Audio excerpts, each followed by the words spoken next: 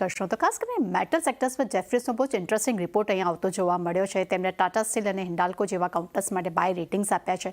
Tata steel માટે તેમને લક્ષ્યાંક પણ વધાર્યા છે. તેમને ₹165 પ્રતિ શેરથી વધારીને ₹180 પ્રતિ શેર કર્યા છે. ત્યાં હિન્ડાલ્કો માટે પણ તેમના લક્ષ્યાંક જે છે તેમને ₹800 પ્રતિ શેર કર્યા છે. પરંતુ સામે તેમને JSW સ્ટીલ માટે હોલ્ડ રેટિંગ આપ્યું છે અને લક્ષ્યાંકના ફ્રન્ટ પર નજર કરશું ત્યાં પણ વધારો જોવા મળ્યો છે. તેમને ₹850 પ્રતિ શેરથી વધારીને ₹920 પ્રતિ શેર કર્યા છે. તેમનું માનવું છે કે મેટલ શેર્સમાં ખાસ કરીને આ વર્ષે નિફ્ટીની સરખામણીએ 15 થી 20% આઉટ પરફોર્મ પ્રદર્શન આપ્યું છે. તેનું મુખ્ય કારણ એ છે કે ચીનમાં રિકવરી અને સેફગાર્ડ ડ્યુટી જે છે તે અપેક્ષા કરતાં મજબૂત રહી છે. સામે એલ્યુમિનિયમના પ્રાઇસમાં પણ સારો એવો વધારો જોવા મળ્યો છે. પરંતુ સામે એશિયન સ્ટીલ્સ છે તે લાંબા ગાળાના સરેરાશ કરતાં 20% નીચે છે. એટલે ત્યાં પણ ત્યાં એક રિકવરીની અપેક્ષા તેઓ રાખી રહ્યા છે. અને ખાસ કરીને હિન્ડાલ્કોનો FY26માં PNB જે છે તે 1.1 ગણો રહ્યો છે અને FY26માં 13% ROE તે એક વ્યાજબી તેમને લાગી રહ્યા છે. સાથે તેમણે એ પણ વાત કરી છે કે સ્ટીલના શેર્સ જે છે તે પ્રમાણ કરતાં વધુ મોંઘા છે, પરંતુ કંપનીનું વેલ્યુએશન જે છે તેમને અત્યારે પણ તે સ્થિર રહી શકે છે. એટલે આ કારણસર મેટલ સેક્ટર્સ માટે એક પોઝિટિવ રિપોર્ટ્સ કહી શકાય. ત્યારબાદ ઓટો એન્સિલરી કંપની પર જેફરીસનો રિપોર્ટ આવતો જોવા મળ્યો છે. તેમનું કહેવું છે કે ઇલેક્ટ્રોનિક્સ મેન્યુફેક્ચરિંગ વધવાથી ગ્રોથને એક નવી તકો જે છે અહીંયા ખુલતી જોવા મળી છે. સંવર્ધન મદર્સ અને મોબાઈલ ગ્લાસ બનાવવાની શરૂઆત કરી છે. સામે ભારત ફોર્સે પણ સર્વર માટે AMD અને કોમ્પાલ સાથે તેમને કરાર કર્યા છે અને ઇલેક્ટ્રોનિક ક્ષમતા વિસ્તારથી ગ્રોથ અને આઉટલુક અને મલ્ટિપલ સુધારો તેઓ જોઈ રહ્યા છે. અને ખાસ કરીને સંવર્ધન મદર્સ અને એપલ સપ્લાયર્સ કંપની ક્રિસ્ટન સાથે પણ તેમને ચેવી કર્યા છે.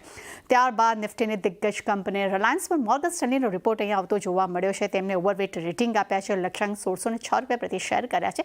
તેમનું કહેવું છે કે છેલ્લા ક્વાર્ટરથી અર્નિંગ્સના સ્ટીલ મલ્ટિપલ એક રિકવરી જોવા મળી છે અને ખાસ કરીને રિફાઇનિંગ્સ અને કેમિકલ્સમાં એક સુધારો જોવા મળ્યો છે અને એશિયન કેમિકલ્સમાં મલ્ટિપલ્સ પર એક નીચલા સ્તરેથી પણ અહીંયા સુધરતા જોવા મળ્યા છે.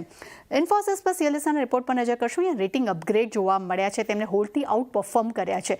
લક્ષ્યાંક તેમને ₹1978 પ્રતિ શેર કર્યા છે. તેમનું માનવું છે કે દરેક સેગમેન્ટમાં જીઓગ્રાફિકની માંગમાં એક સુધારો જે છે તે યથાવત જોવા મળી રહ્યો છે અને ખાસ કરીને લાંબા ગાળાના AIના ડેમોક્રેટાઇઝેશનથી એક સપોર્ટ મળવાની તેઓ અપેક્ષા રાખી રહ્યા છે.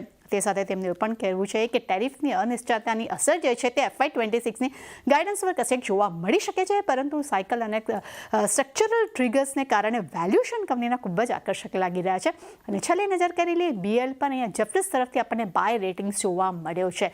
લક્ષ્યાંક તેમને ₹325 પ્રતિ શેર કર્યા છે. તેમનું માનવું છે કે FY25ને પહોંચી વળવા માટે કંપની 1130 કરોડના ઓર્ડર ઇન્ફ્લોની કંપનીને જરૂરત પડી શકે છે. પરંતુ FY23માં કંપનીએ માર્ચમાં લગભગ 83% ઓર્ડર્સના ઇન્ફ્લોની જાહેરાત પણ કરી હતી. તેમને ગાઈડન્સ પણ આપ્યું છે અને ખાસ કરીને જાન્યુઆરી 2025માં સરકારે ડિફેન્સ ખર્ચમાં વાર્ષિક ધોરણે 87% એક વધારો પણ થતો જોવા મળ્યો છે. એટલે ચાની નો ડાઉટ આજે સેક્ટર્સો છે જ ફ્રન્ટ પર, પરંતુ રિલાયન્સના કાઉન્ટર પર પણ ફરી આપણને આજે એક ફોકસ જોવા મળી શકે છે. જે બધા સેક્ટર્સ અને સ્ટોક્સ